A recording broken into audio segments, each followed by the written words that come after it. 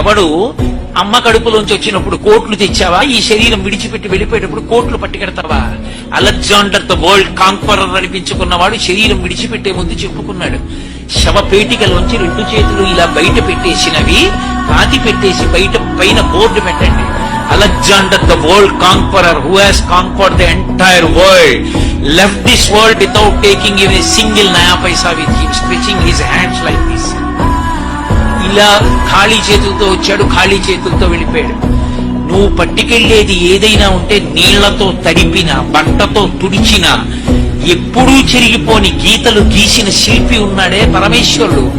ఆయన్ని జ్ఞాపకం పెట్టుకుని ఆయన చెప్పినట్టు బతికి ధర్మాన్ని పట్టుకున్నవాడున్నాడే, వాడు శాశ్వత కీర్తినిస్తాడు.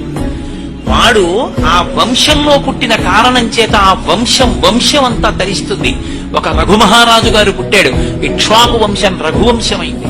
ఒక్క రామచంద్రమూర్తి పుట్టారు, యుగాలు మారిపోయినా రామచంద్రమూర్తి నామం చెప్పుకుంటూనే ఉన్నాం.